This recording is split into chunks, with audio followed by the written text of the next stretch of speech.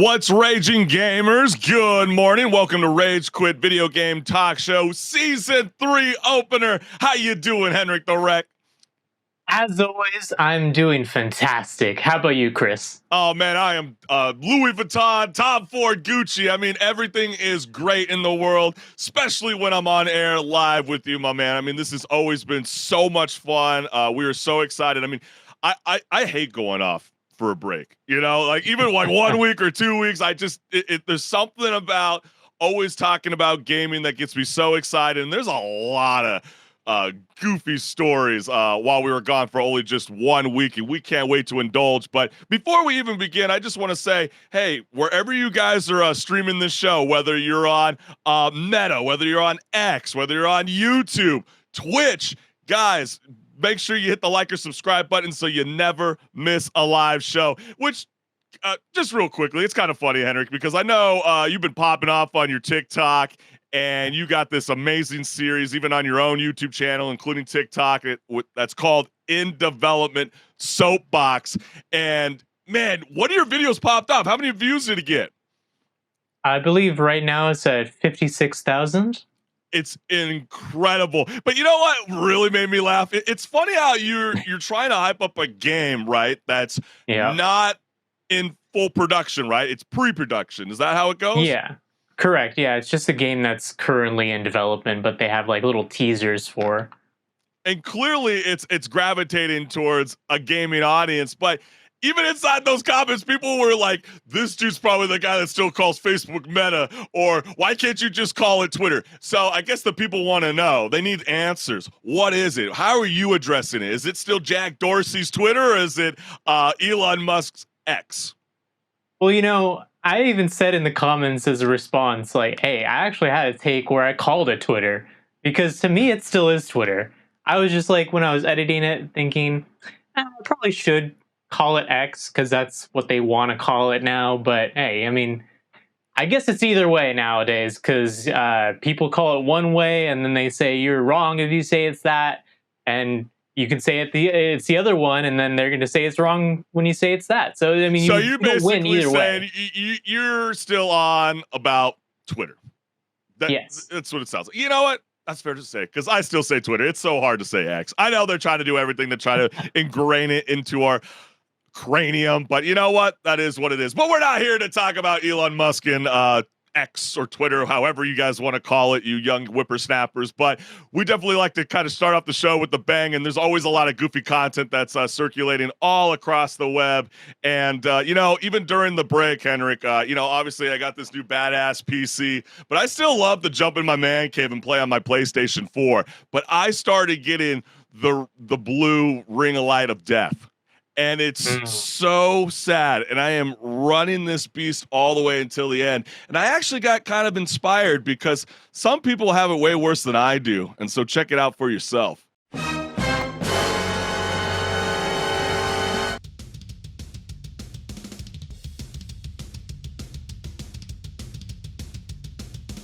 So as you can clearly see, we don't even know what the hell that thing is.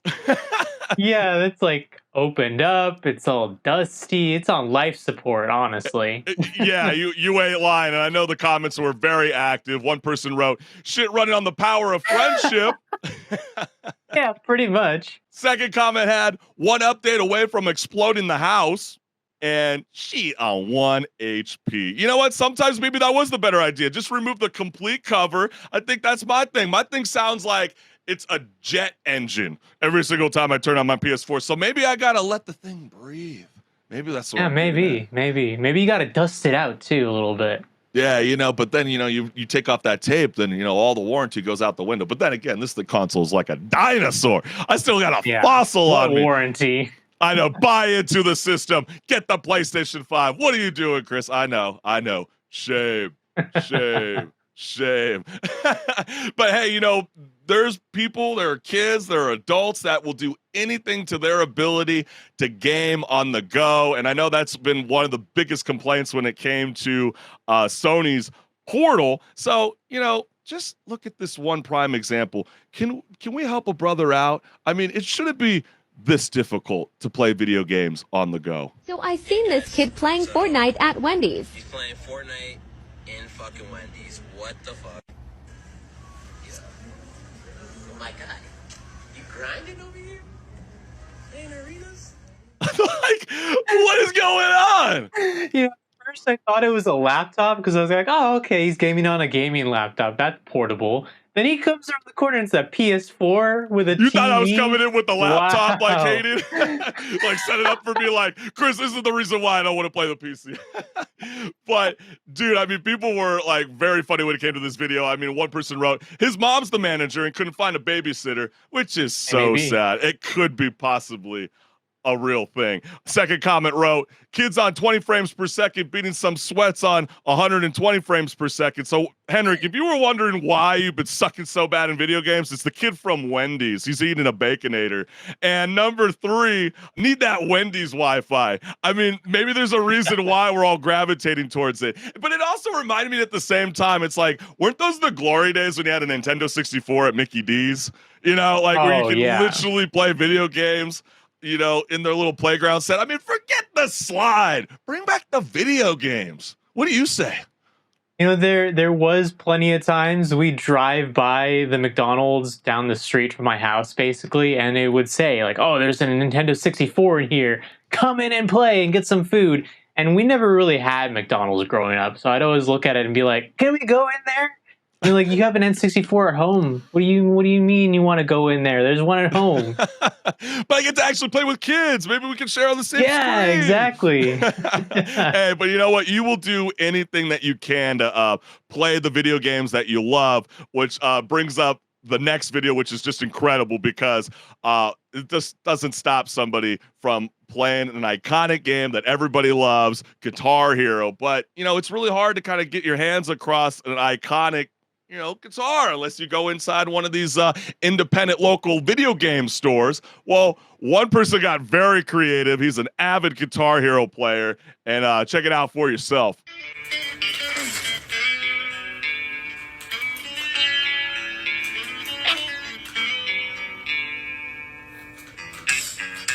Remember, even in season 2, we had the Jamaican race controller with the cardboard box. I mean, that was pretty bitchin'. Yeah. And then now you see this. I mean, does that hold up? Was that a little wonky? I mean, I've never seen the little short, you know, keyboard before. That was kind of a trip.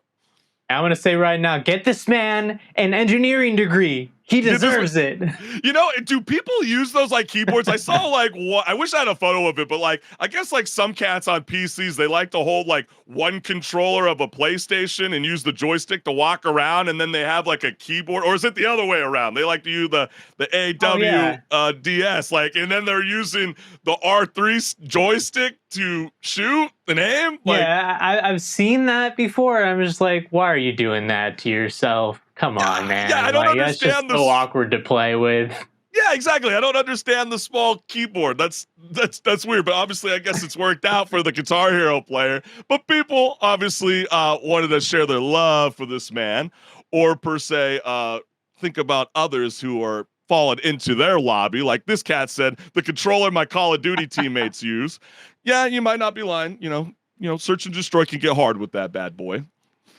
Engineering, bravo! There we go. I celebrating. And last, we have modern problems require modern solutions. He's the Guitar Hero. I like that, man. He is the guitar god. So, I mean, some things can be so legendary. I love a gaming mindset. I mean, nothing's going to stop you from playing your favorite video games. But also, there was a bit of a scare online in the last, like, 24 hours because, you know, gamers were laughing about the case where Microsoft is launching an Xbox credit card. HenricK, what's your first reaction when you see this? Is that really necessary? Like, come on. I know PlayStation has done that already, like a couple of years ago at least, but does every company really need another credit card to offer you? Yeah, I mean, you jumped right to it. I mean, it's so true. I mean, one person wrote, this feels dystopian, and the guy goes, don't worry, PlayStation did this years ago. So don't freak out, young Padawans. This has been a thing for quite a while. Another comment wrote here, can't wait to get the broke achievement and share it with all my Xbox Live friends. My credit score, 0. You're like Second 10,000 down in debt. Yeah, exactly. And then they have to start taking away your virtual, money from the Microsoft store. One person wrote, "Finna be a lot of parents pissed off at a 12-year-olds."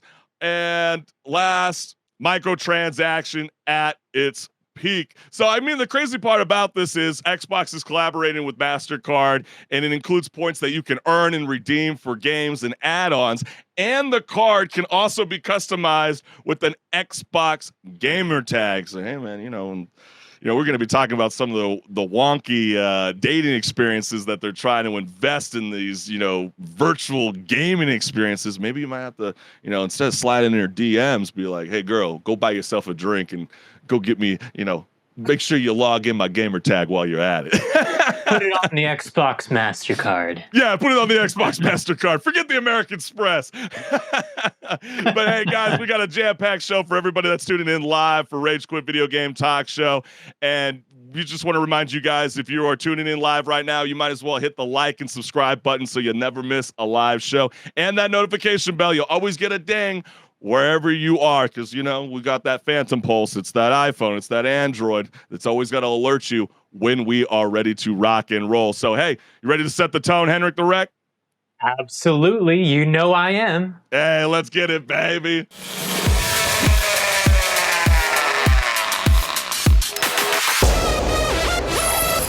Hey everyone, this is Pause or Repeat. Here we figure out whether a game is really worth your time and money. Today's game is Bomb Rush Cyberfunk. Bomb Rush Cyberfunk is a spiritual successor to the cult classic game Jet Set Radio. It is clearly a passion project by Dutch indie studio Team Reptile. But is the game a worthy successor? Let's find out by first going over the gameplay. Just like Jet Set Radio, it is a game set in a cyberpunk future with cel-shaded graphics that focuses on doing tricks, having a great soundtrack, and sticking it to the man. The gameplay consists of parkour, skating, roller skating, and biking, much in the style of a Skate or Tony Hawk game. However, where Bomb Rush Cyberfunk differs is in the freedom of movement to do tricks that you usually don't get from those games. Alongside the tricks, you'll also be putting up graffiti in its own tracing minigame and evading authorities. Package this all in a game that gives you a sprawling town to explore, and you'll find yourself having a ton of fun challenging other street gangs and simply finding fun ways to move around. And how does the story fare in this kind of game?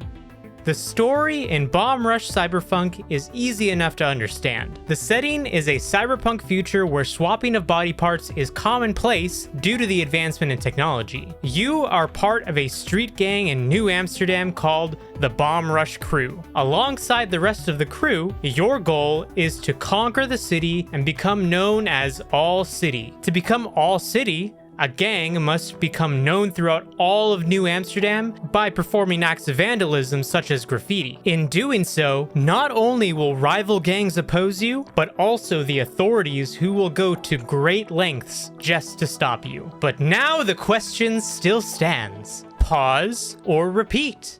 Man, I love games like this where it's so clearly a passion project from the developers, and they so much want to give such great homage to Jet Set Radio, which is a game that started out on the Dreamcast. And it really is a very niche cult classic. I had a Dreamcast. I didn't even know what it was until years afterwards. And when I played Jet Set Radio originally, I was like, man, this game never really got that much traction. Like, this is a really fun game, fun experience. Totally unique to the whole genre, which, like I said in the video, is basically the same genre as like Skate or Tony Hawk. Completely unique from those, I'd say. And this is just basically a way to revive that whole experience, package it in a new whole package for you to just digest.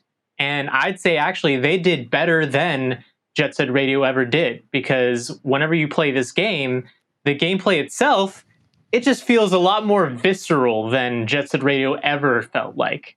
So that's my thoughts on it. I think it's a great game. For me personally, it is a definite repeat. I could see myself playing this, on and off for the next few years even. Really? See, Oh.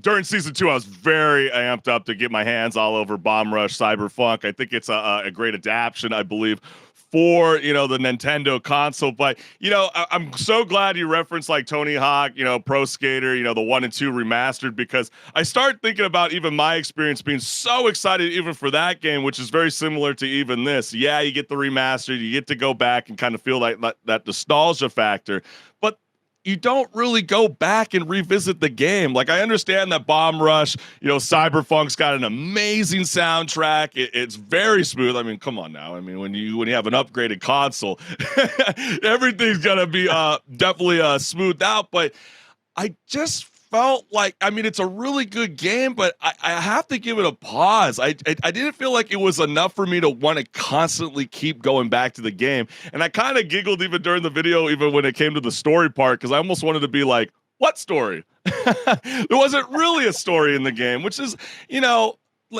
everybody by now I think knows, watching Rage Quit, I always like a good story element when it comes to playing video games. And, nobody was really anticipating that when it came to Bomb Rush Cyberfunk, but you kind of still want some of that, that spirit when it comes to a video game. But overall, it's no disrespect to the developers over at Team Reptile. I think they definitely catered to an audience of Sega fans, but for the whole landscape, and I'm thinking about every age demographic, I don't know if it's necessarily going to win everybody over. So that's why I'm calling it a pause. Yeah, that's fair. I think at the same time, though, I'll give the argument that I don't think it's designed for everyone. I think it's designed to be for that niche audience of people who probably already know about Jet Set Radio and wanted to see a revival of that, but it never came because Sega decided not to do it. So I think it's kind of like mostly for that. And then they definitely did want to bring in, more people who were maybe interested or, heard about it and were like, oh, that sounds interesting. But I think at the end of the day, it really is going to be one of those games that is for that niche audience that probably already knows Jet Set Radio and the whole aesthetic that this game is going for. And I think that's fine. At the same time, there's going to be games that come out that are like that. They're aimed towards a demographic that isn't the whole demographic of gamers out there, and that's fine. It sucks, maybe, because that means that games like these are not going to get a whole lot of traction compared to a game like Game of the Year contender from last year, Elden Ring, for even example. Yeah. But I think it's still a great game. If you want to go out and try it, I definitely recommend it. If it seems any interesting experience to you out of that, then I'd recommend it. But hey. But doesn't it seem like, I think about these two games, and it's probably not the greatest comparison, obviously, for Bomb Rush Cyberfunk, but I'm going to put it like this way. Like, do you remember when the game Steep came out? The snowboarding game? Oh, yeah. And it was like an open world and you could jump to different mountains and stuff. Like, that's a game you constantly want to repeat. And then what later came down the road was a video game called Riders Republic, which everybody was very excited about. But then it lost the creative factor because it kind of had this like weird online experience. So like, sometimes just because you kind of try to mimic like a same style, does like Tony Hawk Pro Skater 1 and 2 and try to do its own thing, doesn't necessarily mean it's going to win everybody over. That would be kind of like my final thought on this. Yeah, that's totally fair. I mean, you should have some unique ideas at the end of the day, but I think that they did have some unique ideas regardless. And I'd say that, like I said, it's even better than Jet Set Radio. It sounds like you're lost for words. Oh. Were you anticipating that I was going to say a repeat? No, I mean, I had no idea what your thoughts were going to be. Honestly, I thought it was a great game, but hey, maybe sometimes it's just not something that people see. It's so true, fine. And like we want to encourage even the viewers that are on live. Like, I mean, hey, is HenricK right? Is Chris wrong? I mean, what's going on? Let us know what's good. But hey, HenricK, excellent video again. I mean, it really comes to show. I mean, positive repeat. Holy moly, are we lucky to have this segment and you, my friend. But hey, I say we set the tone and get the show rolling even more. And stick around as we got so much more left here on Rage Quit Video Game Talk Show. So let's get it, fam. Let's get it.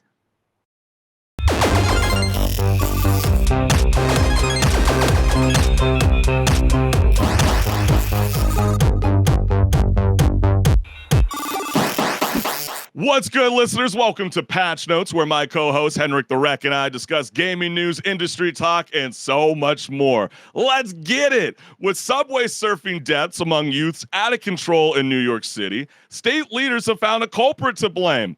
A video game. So Governor Kathy Hochul, Mayor Eric Adams, and MTA Chairman Janno Lieber sent a letter to the makers of the popular app game Subway Surfers, demanding the mobile game, quote, endless runner style game, end quote, be radically changed or be taken off the Apple and Google app stores. So let's check out their announcement now. You can't just put a group of adults in the room and think you're going to figure out how to solve for problems that young people themselves are going through. We have to be clear on this. These are our children, and we need to protect them in any way possible. We are working with the tech companies, Google, Meta, Snapchat, TikTok, and others, not only to get videos and photos of the reckless and risky behavior off of social media, but also to share content that affirmatively discourages this kind of behavior. What's really funny about that video is you notice that they never brought up video games, but they felt like they needed to send a letter to the mobile game. And before we chime in between our thoughts, HenricK, let's go ahead and show some comments that were active around this situation. And one person wrote, Subway Surfers only prove that Darwin's law still applies. I think it has more to do with peer pressure, the blind leading the blind. That game has been out for years. I used to play with my niece and nephew. They are now in college, and as far as I know, I have never thought about subway surfing. I'm in my 50s now, so maybe I should try it? And while I'm not crazy about censorship at all, it's good that the politicians are at least making people aware of the game and its negative consequences for kids if carried out in real life. Most parents are clueless as to the content of the video games that their kids beg them to buy. And then one person responded, which video game do you blame for all the inner city homicides? Subway beatings? Question mark. So when you see that comment, HenricK, like, and the intent that New York politicians want to bring on subway surfers, what's your initial reaction? And what goofballs. Like, seriously, the whole argument of like, oh, video games are the plague. They're causing the youth to lose their minds and go do these crazy acts. It's such a stupid argument because who's really thinking, oh, this game, Subway Surfers, I'm going to go recreate it. No, don't do that. That is a stupid idea. Whoever's thinking that isn't thinking that because they're playing the game. They're thinking that because they want to get the attention of people, not because they want to recreate a game. Yeah, exactly. And I mean, oh my gosh, could someone like please not show Mayor Eric Adams a bomb, cyberpunk?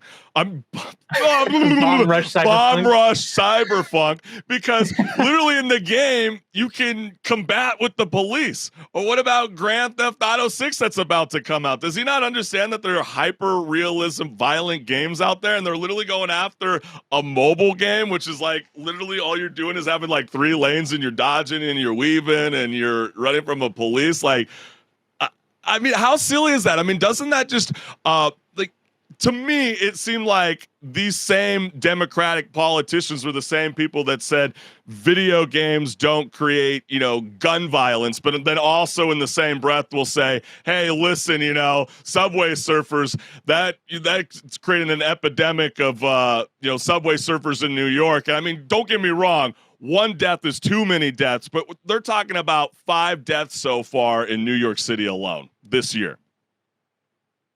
Wow. I mean, but at the end of the day, like I said, those people who are recreating that, they really they want attention. They want to, get attention, whether it be from the adults in their life, their mentors, their, friends, whoever it is. But I don't really think that the video game is to blame for that. There's other social pressures and things that are to blame for that. And video games is honestly the last thing I'd look at. But at the end of the day, these politicians don't want to think like that. They don't want to delve into the can of worms that it is to fix the social norms of today's society. That's the problem here, really. I gotta play what the first gentleman said real quickly again from that previous video, and you're just gonna laugh. You can't just put a group of adults in the rooms and think you're going to figure out how to solve for problems that young people themselves are going through.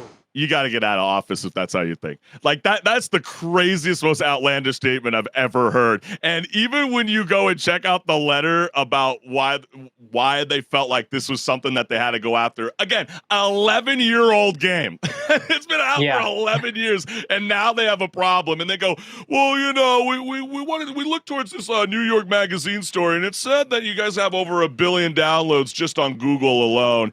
And so because of that, we feel as though, you know, the New York kids are playing this game and are getting inspired to jump on top of a moving train.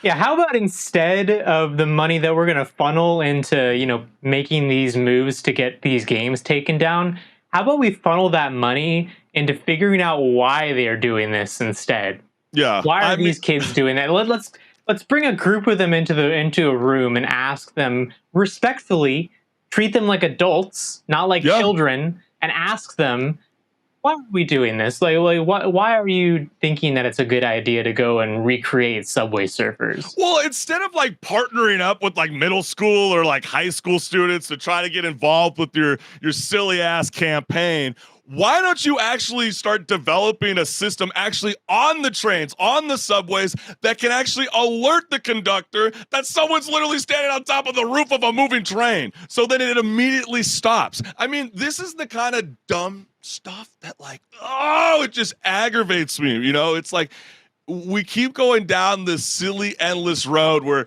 you know, video games are going to enhance people's lives of all society. Trust me.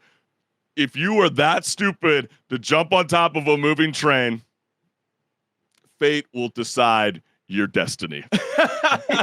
Like the commenter said, Darwin Awards right there. Yes, exactly. Darwin's Law, my friend. But hey, HenricK, what is going on with the creator of Only Up? I mean, it had so much massive success, but now something has changed?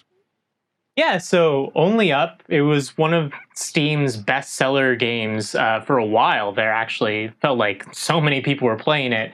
In fact, actually, it was released in May, and in June, the popularity of it rose to 10,000 players and 90,000 viewers of it on Twitch. So that's one crazy. of those games that a bunch of streamers are just playing, and all their content base is based around that for like a week or so until they beat the game finally.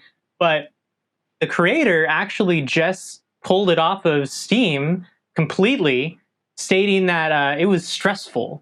And we have some comments in regards to what people thought about that. Yeah, absolutely. Yeah, let's go ahead and showcase it right now. One person wrote, stress?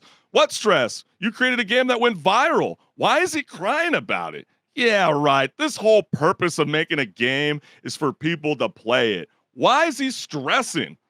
Second person wrote, quote, what stress from a popular game? End quote. Don't think these people have any idea how much work just continuing to manage a game would take, to be honest. Third person wrote, Flappy Bird 2.0, which is very funny if people don't remember, right? What ended up happening, HenricK? So the creator of Flappy Bird, after its huge success, was just like, I'm taking this down. I can't handle the stress. I don't want it to be addictive. This was never the point.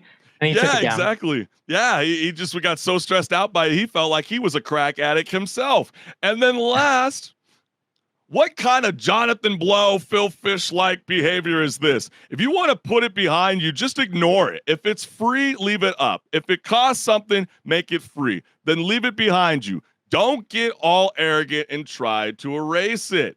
And, you know, I think people need to understand, I think there's a bigger message to it. I know the creator of Only Up described themselves as a solo developer and said that the unexpected hit was, quote, is a game I did for creativity, to test myself, and where I made a lot of mistakes. The game has kept me under a lot of stress all these months. Now I want to put the game behind me. But what is the source of stress?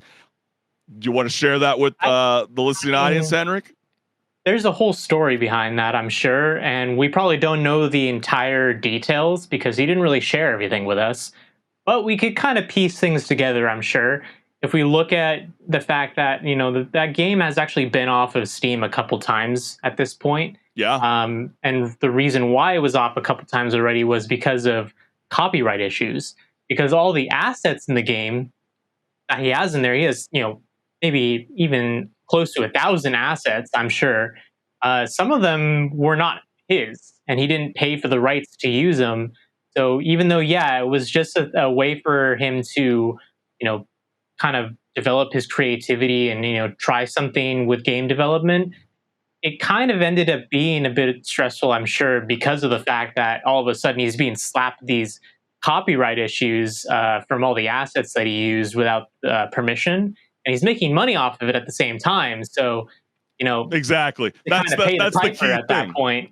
Oh, yeah, it's so true. I mean, when you have 10,000 concurrent players and 90,000 viewers on Twitch just within like the first week that the game comes out, you don't think that every indie game developer and every major AAA gaming studio is going like, hey, you know what? Let's check out this game. And then the people that are game designers are checking it out. They're going, hey, that tree kind of looks like mine. That Eiffel Tower, what the heck is that? Hey, isn't that my bench that I created? I mean, this guy's because, I used to take a motion capture class when I was in grad school at Cal State Los Angeles. And you can literally get free assets online or sometimes pay from as cheap as $1 all the way to $10 for, different assets. And what it sounds like is he mashed everything all together, came up with an amazing idea, to not make checkpoints. And when you fall and you get all the way down, you're done. But what ended up happening after a while was he kept getting, like every other week, someone kept sending him a copyright strike going, hey, you used my content. Then, they would have to take it down for a little bit. Then he would give credit to that one person that he felt bad for. Then the cycle just kept going again and again and again and again. And what I believe is what's come to be is that he's getting sued up the ass so badly that instead of taking it to court and hiring an attorney and a lawyer and all that kind of stuff, like, you might as well just shut the game down for good. And I know a lot of gamers that are like, hey, man, what happened to me that supported this game and said, hey, I bought this on Steam. Do I get my refund back? No, you will not get your refund back. You can still own the game. It's just people that want to download the game through the Steam store or even try to acquire it, you're out of luck, my friend. But the people that still have it,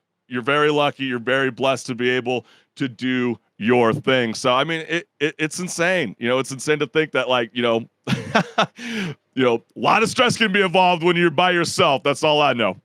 Yeah, I mean, this is why big AAA studios have departments specifically for this sort of thing to figure out, like, okay, are we using all assets that we own, or are we using things that we need to go pay royalties for? Because, it is a big amount of stress when you're putting together a game and you're thinking maybe you're using a bunch of assets that are free range to use, but then 2 months down the road, you're like, oh, wow, all of a sudden I'm getting like 15 copyright strikes. Oh no. Wait until artificial intelligence gets even better. I mean, they'll just pick up on a lot of this kind of stuff. I mean, I think about how YouTube's system works. I mean, sometimes you could be dropping a video and then they could pick up on the tiniest little sound bite that you're even talking over. And you're like, how are they even able to do this? I mean, they got an incredible system where they can read the audio wavelength, and that without even listening to it, they can just pick up on the audio wavelength. It's in their database with Alphabet, aka Google,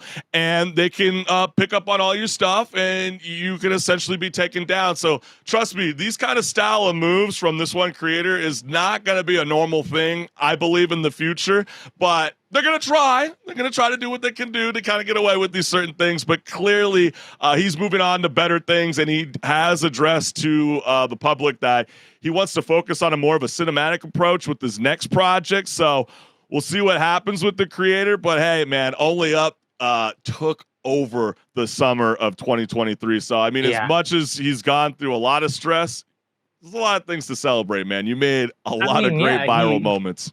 He's got a fan base now, I'm sure, that's going to keep up with him and see what further projects he decides to work on moving on. Yeah, exactly. And, man, should we just move on to the next topic? I mean, this is probably the goofiest one for the day. Let us know what's going on with Roblox.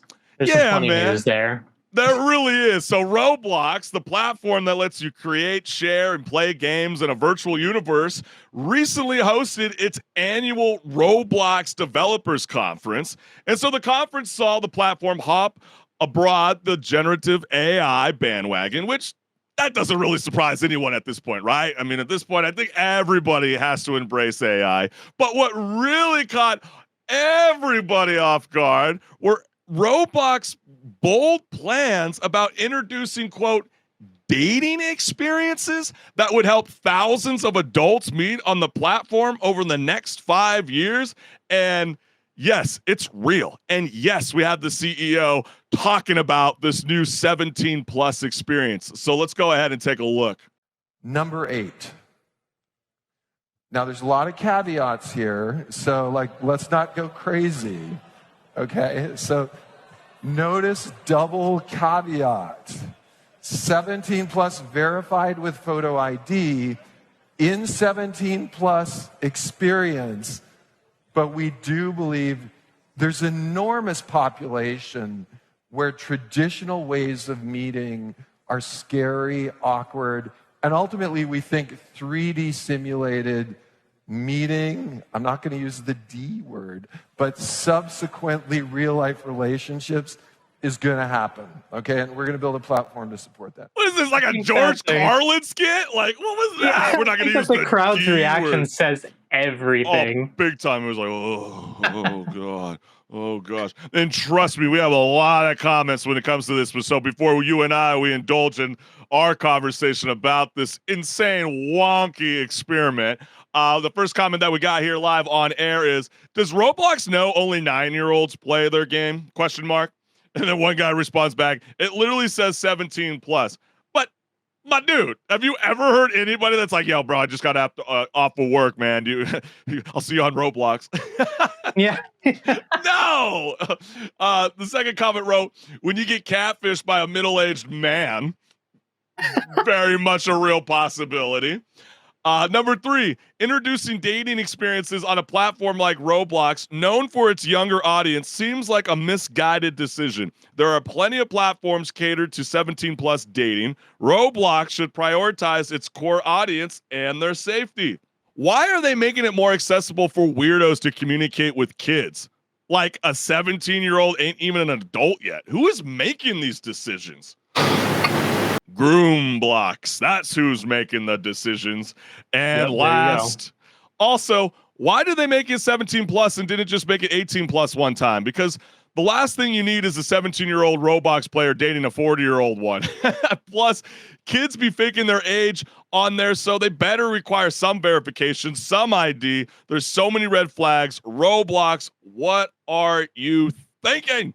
So, I mean, hey, dude, next year I know Roblox is planning to release an AI-powered tool that would let you make an avatar with an image and a text prompt, which could help you make a, quote, more realistic version of yourself, including the platform's soon-to-launch Connect video chat feature. So, yes, I mean, that was my first go-to reaction, like, oh my gosh, are we literally about to start dating 17 plus and, you know, on this virtual experience as like looking like a 16-bit avatar? I mean, how goofy is that? But they're trying to be like, no, we want you to first get introduced that way, and then you're going to see me with the Snicker bar in hand, munching away, and I don't look like who I am because you're going to be able to connect with me on the video chat feature. So, bold ambitions or just a silly idea, HenricK? I think, like people said, completely misguided attempt at anything dating related. Like, why would you even think that's a good idea? I don't know. Like, I mean, when you really think about it, like you said, who in that age demographic of 17 and above is really regularly playing Roblox? And whoever is like 30 or however old, that's a red flag right there. That you're playing Roblox at the age of 30.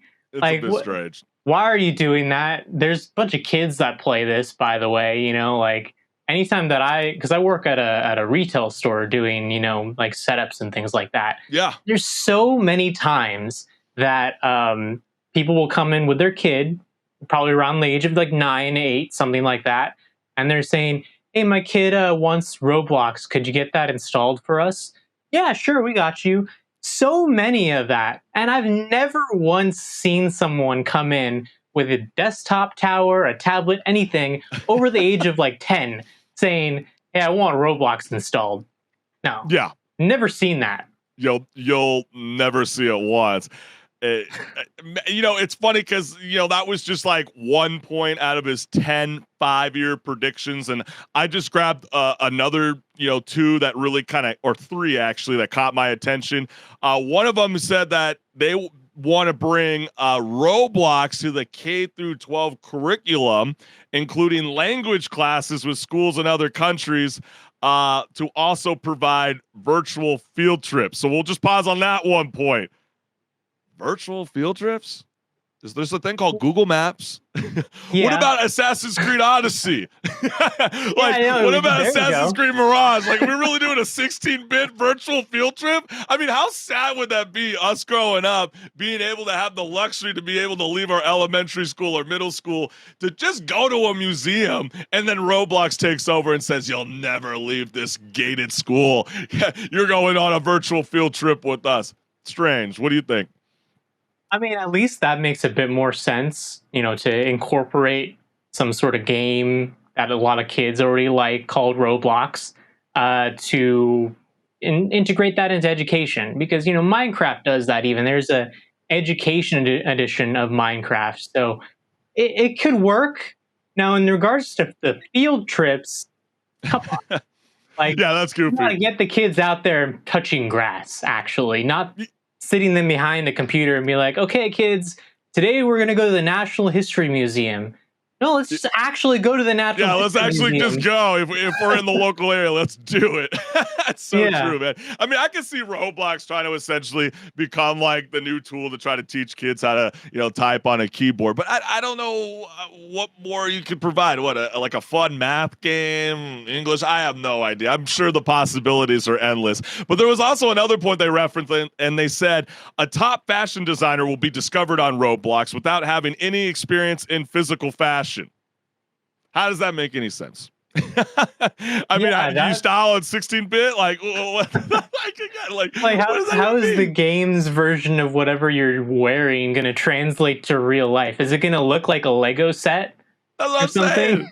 I mean, it just made me laugh. I'm like, what? And then they also said a musician will perform live to over 1 million people on Roblox using a phone for motion capture. I thought that was probably the most exciting announcement out of all of it, because I can't even think on the top of my dome what motion capture app is out there that it's even compatible for like the iPhone or the dreaded Android. Like, what are the possibilities? I didn't even know that's even a thing. And if that's the case, that is really freaking cool. I mean, the camera technology on phones is getting a lot better. So, hey, maybe there is something in the works if it isn't out already. I'm not familiar if there is something out already, but I do think there has been some advancements in motion capture technology. I'm not sure if, because I know you said you took some classes. Yeah. I'm not sure if you were taking classes where you were wearing that suit that has the we did the whole white suit. Dots on it. Exactly. Did it have the white dots? Infrared cameras. Okay, yeah. There's some suits out there that don't even have the white dots anymore. They just have they just look like a jumpsuit, and that's it. So I'm sure there's some advancements, and I'm sure that the advancements will get better and better. I'm not sure if it's going to hold a candle to like real motion capture, but we'll see. Sure. I mean, we kind of, I guess, see motion capture even without even putting on the goofy suit. I mean, you think about certain Snapchat features or Instagram, you got some mask on you and you're doing like some goofy stuff. I mean, you see it all the time, but it's just wild to see that like they want to create these like 17 plus experiences. I mean, is this like kind of their way to kind of fight back against their current lawsuit right now? I mean, we did reference this, last season where I don't know if people remember, Roblox is alleged that the company is illegally facilitating child gambling. People have been using Robux and linking them up with like third-party gambling websites and then using those as your chips. And so, because again, like think about it, HenricK.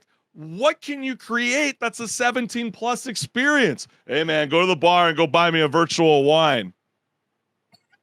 Or like, hey, we just linked up with our Blockbuster. We have Barbie available for 1 week. Meet at our 17 plus experience, and you might meet your potential friend, lover, mi amor. I mean, tinfoil hat conspiracy right there, where hey, maybe they are really trying to get an older audience in so that they don't get accused of just having a kid fan base, and then the gambling is a little less of an issue.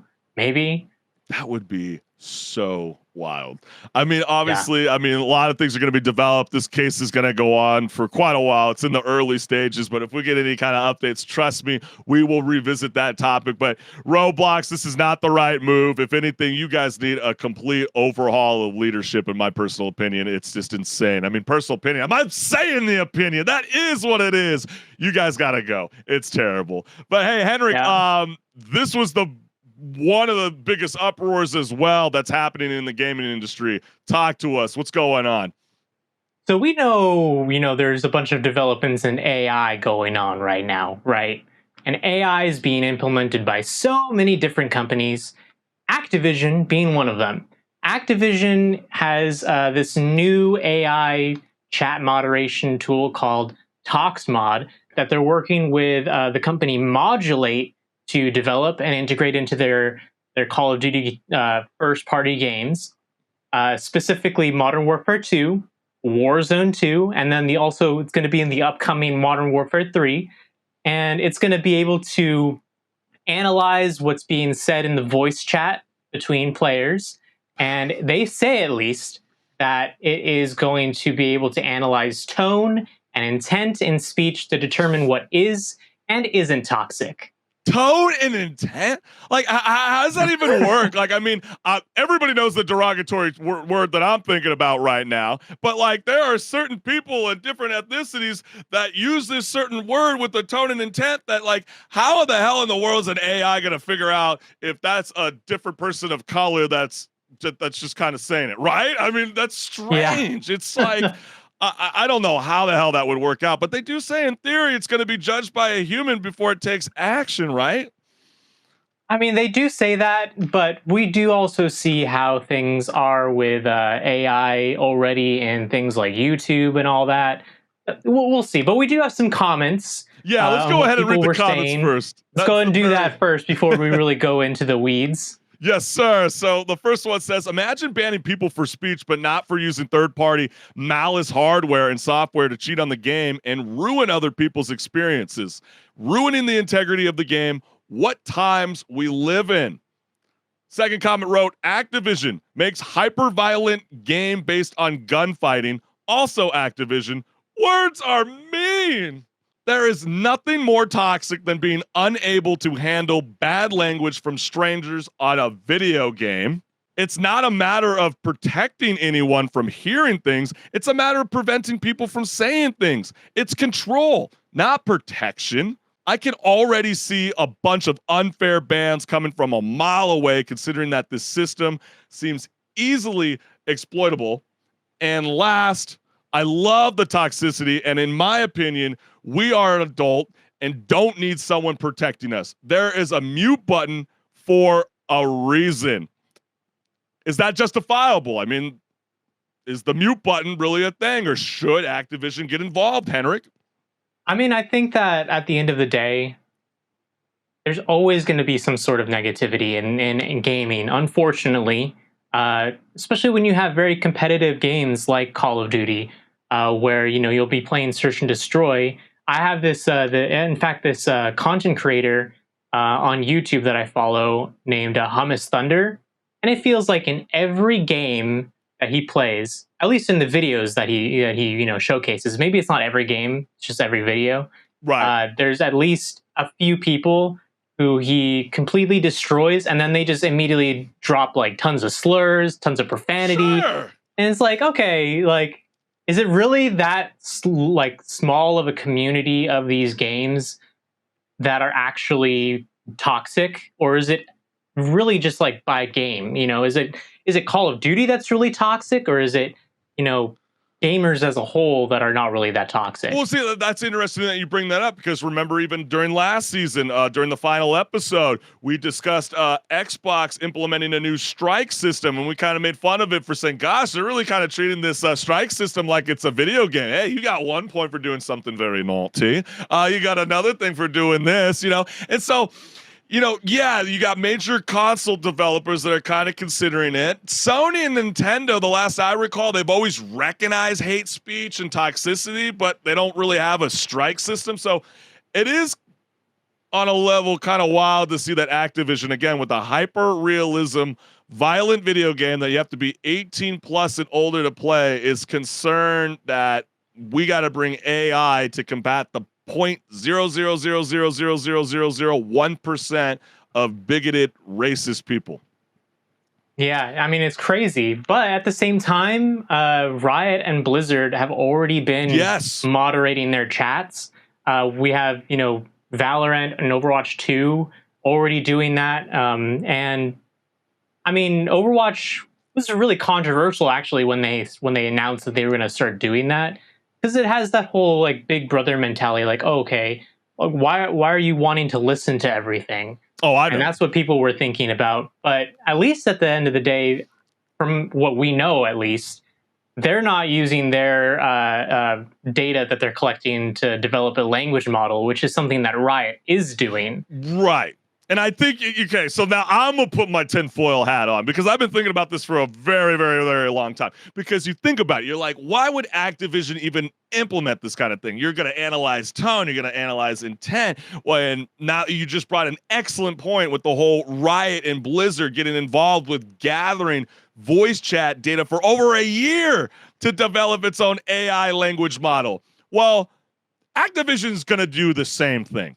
That's exactly what they're going to do. I mean, there's an LA Times report out right now that the SAG-AFTRA, because they're on strike right now with the Writers Guild of America. And if you don't know what SAG is, it's the Screen Actors Guild in Hollywood. They are prepared to link up with the gaming industry more on the lines with the voiceover actors, because artificial intelligence has actually plagued some of the union workers in that industry. And for example, one of the gentlemen that worked for Call of Duty back in 2014 has his voice and his likeness all over the video game. And then come to find out 9 years later, he is in an operator bundle without his consent.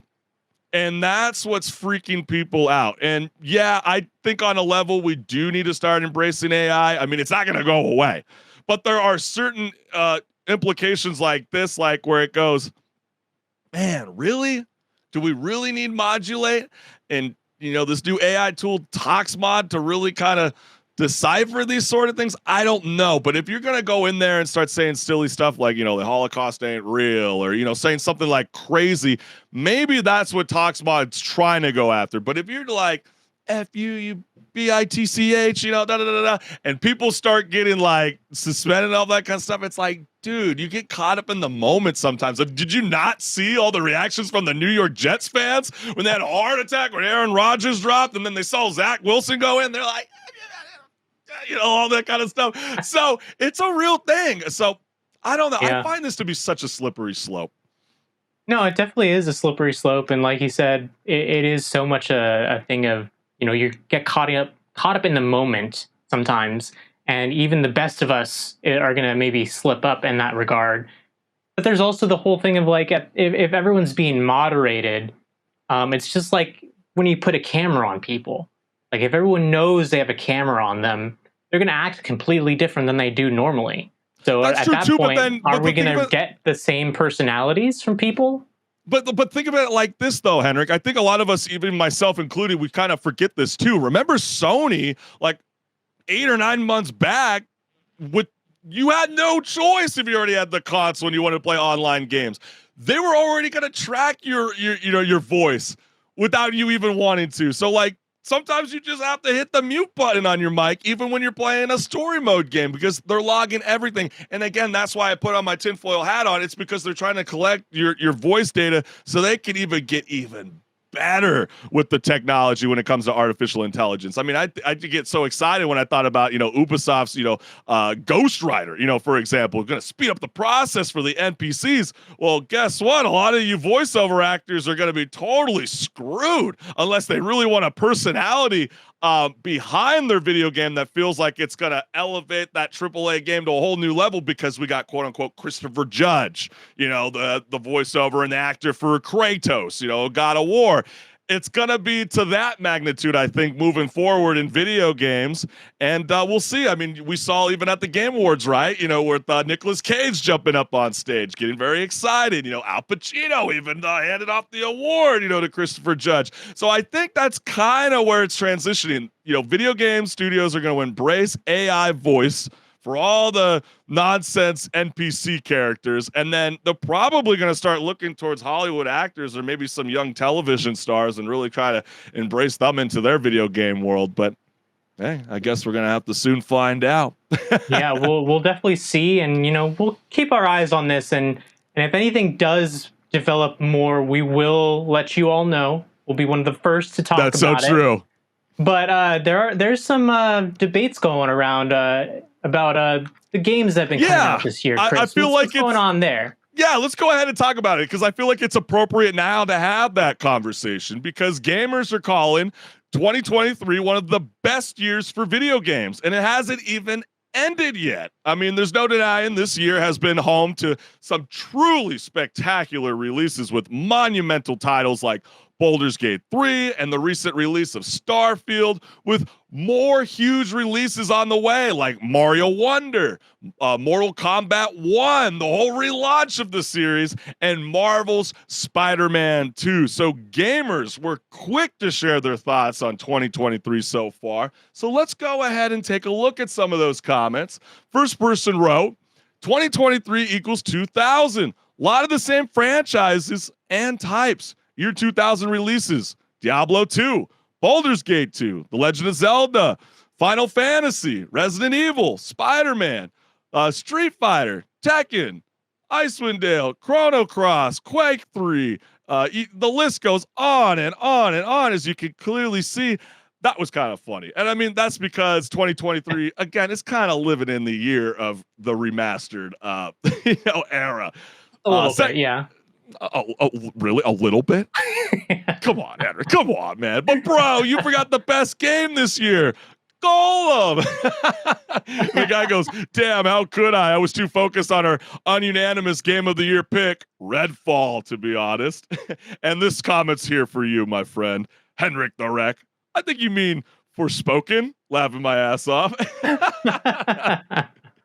And honestly, a lot of these games haven't appealed to me at all. I've actually been thinking how little I've been looking forward to or games released this year I want to play. But my gaming habits have changed a lot.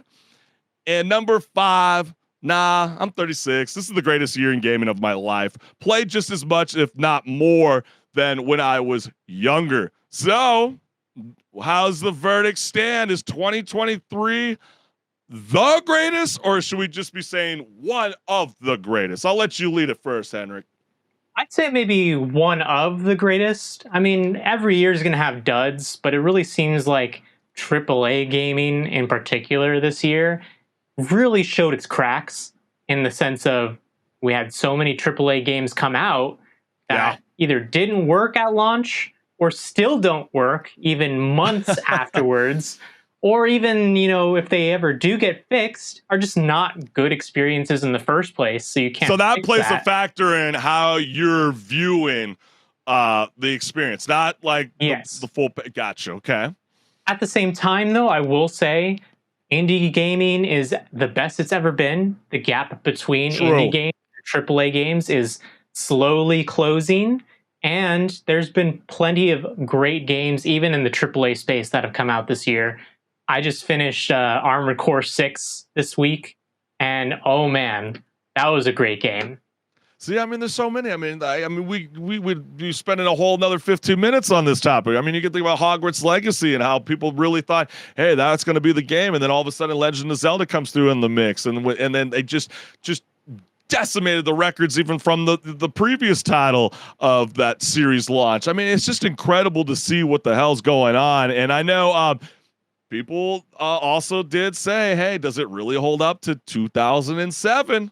I mean, you want to talk about nostalgia right here.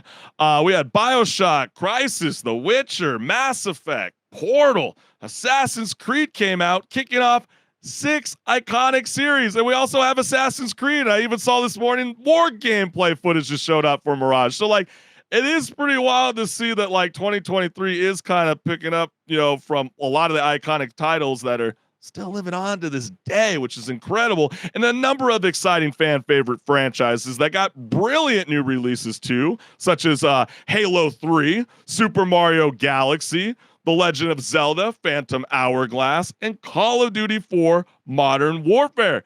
And so you look at that list and you go, that is so freaking incredible. But you also brought up an amazing point, and I might as well show up this graphic on screen because you did say like, hey, listen, like, I think this has been an amazing year for indie game developers. And I think it's because of cloud gaming. I mean, cloud gaming has really took off in the year of 2023 to a whole new level, which comes with a new hefty price. Oh, I'm so ticked off about this.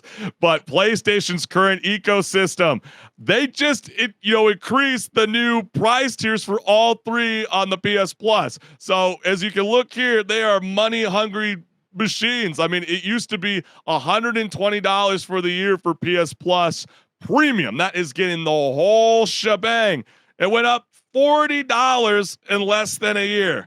I mean, it's insane. I mean, it irritates me because you think about how much it costs just to even try to get involved with all the assets that Sony has, and $400 for the digital version, $500 for if you want, with the CD-ROM, that is such a scam to begin with.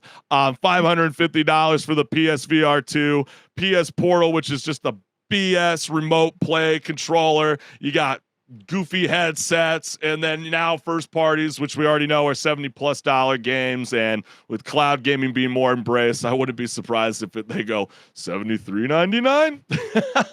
You're like, oh my gosh, man. So I mean, it's a hell of a year, hell of a time. I really do think 2023 has been something very truly special. I mean, it's really kind of helped elevate this show on a level because we got so many great things to talk about. I mean, the spirit's always high this year when it comes to 2023 when we talk video games. So I don't know. I mean, I look at that list, from 2007, and it's really hard. I mean, I saw Rock Band and Guitar Hero 2 on there, and it's like, but this is a great year. Great year. So hey, you the viewers at home, or if you're playing video games at a Wendy's, or if you're on the train, hopefully you're not subway surfing. Comment. Let us know what you think. We definitely love to know your thoughts. Yeah, what are your favorite games from 2023 so far? Yeah, and are we sleeping on a year? Was 2004 a good one? I know some people are bringing that up on Reddit. Let us know. We want to hear from you guys. And definitely want to give a huge shout out to everybody. This has been an amazing season 3 launch of Rage Quit Video Game Talk Show. So we want to thank you, the viewers, for tuning in live every Tuesday at 10 a.m. Pacific Standard Time, because if it wasn't for you gamers, this show would not be possible. So if you have the chance, go ahead and hit the like and subscribe button and the notification bell so you never miss a live show. And HenricK the Wreck, where can they go ahead and check out your content? So I post on YouTube, Instagram, Twitter, and TikTok, and I have a couple series that I post every Friday called In Development Soapbox. We mentioned it earlier in the show. It's a chance for me to just take a look at a game that's in development and say, hey, it's really cool. Go check it out. Give some support. And the other one that I also post every other Friday is Games to Play, and that is where I just get the chance to recommend a game that's already out that I already really enjoy, and I think that people could enjoy as well. Hell yeah, they will, man. Join the journey. If you're a big gamer, you're going to love HenricK the Wreck's channel. He's got so much awesome content and so much more. And for anybody that wants to check out any more content beyond video games, like music and sports and so much more, go ahead and go check out thechriscollinsshow.com for all kinds of endless content. But HenricK the Wreck and we will see you guys next Tuesday at 10 a.m. Pacific Standard Time. For now, be good, and we'll see you soon, fam. Peace. We'll see you next week to rage again. That's right. Let's rage. Woo!